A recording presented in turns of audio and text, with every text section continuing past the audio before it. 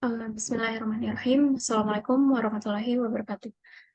Perkenalkan, kami dari kelompok 3 akan mempresentasikan hasil dari diskusi kami, yaitu implementasi wawasan Nusantara sebagai satu kesatuan sosial budaya.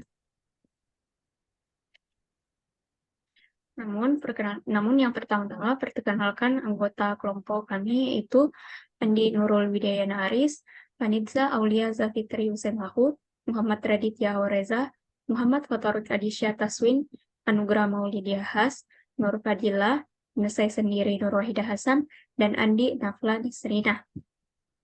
Baik, selanjutnya saya persilahkan kepada pemateri pertama untuk memaparkan materi. Terima kasih atas kesempatan yang diberikan. Jadi di sini saya akan menjelaskan pengertian wawasan Nusantara. Wawasan Nusantara adalah cara pandang dan sikap bangsa Indonesia terhadap diri dan bentuk geografis berdasarkan pada Pancasila dan Undang-Undang Dasar 1945 dengan mengutamakan kesatuan wilayah dan menghargai kebinekaan untuk mencapai tujuan nasional sehingga dapat menumbuhkan jiwa nasionalisme pada setiap warga Indonesia.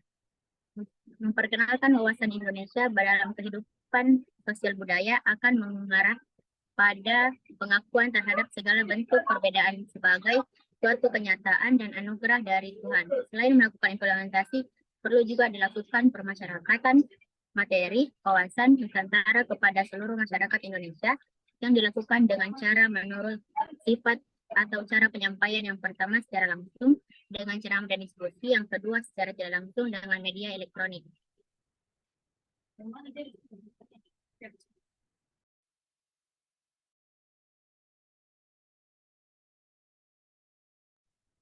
Adapun dasar hukum wawasan Nusantara memiliki dasar hukum yang diterima sebagai konsepsi politik kewarganegaraan. Hal tersebut tercantum dalam aturan yang pertama TEP MPR pada tanggal 22 Maret. Ketiga, TEP MPR nomor 2 MPR 1983, 12 Maret 1983. Yang ketiga, selanjutnya saya serahkan kepada moderator.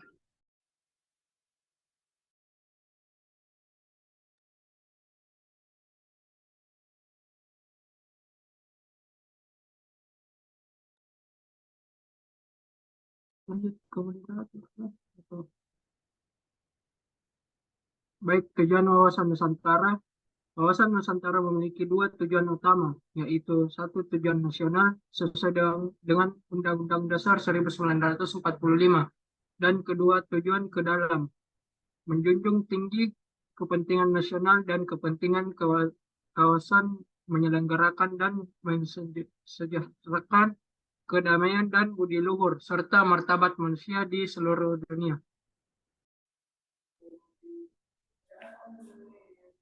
Wawasan Nusantara sebagai satu kesatuan sosial budaya.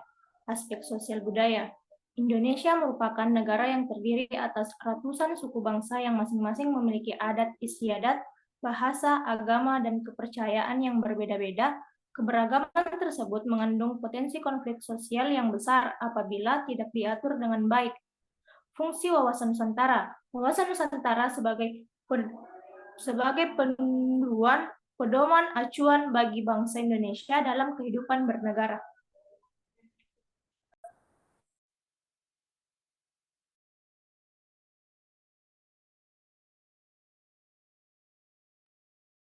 Adapun ulang. Jadi adapun implementasi dan kehidupan sosial budaya. Yang pertama, mengembangkan kehidupan bangsa serasa masyarakat yang berbeda dari budaya atau sosial maupun daerah. Contohnya yakni penataan pendidikan di daerah dan program wajib belajar berdasarkan di daerah tertinggalnya. Pengembangan budaya Indonesia untuk kesejahteraan Indonesia serta kesempatan daerah itu karya menjaga budaya.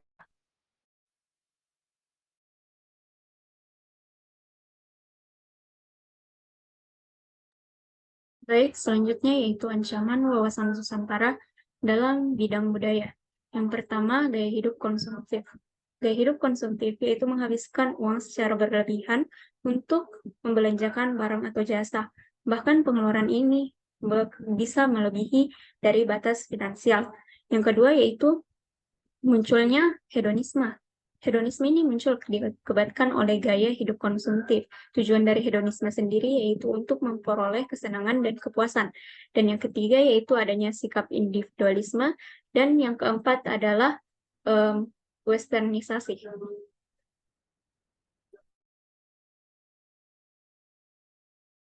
Selanjutnya, kasus ancaman yang marak di Indonesia. Yang pertama adalah terorisme.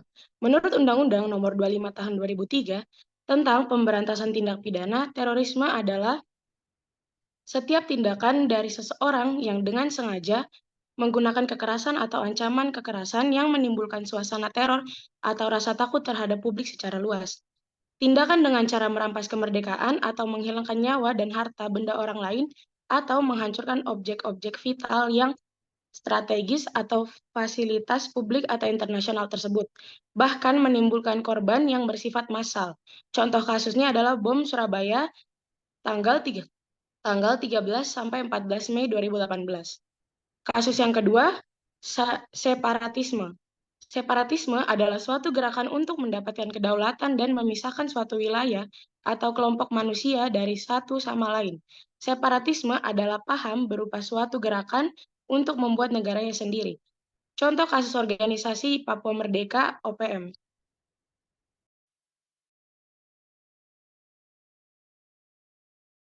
Baik, selanjutnya ada solusi ancaman. Yang pertama itu adalah mencintai produk dan budaya dalam negeri. Kedua, menyaring budaya asing yang masuk ke Indonesia. Ketiga, melestarikan dan menjaga kebudayaan lokal. Dan yang terakhir, menanamkan rasa cinta tanah air dan semangat perjuangan untuk membangun bangsa. Saya kembalikan ke moderator.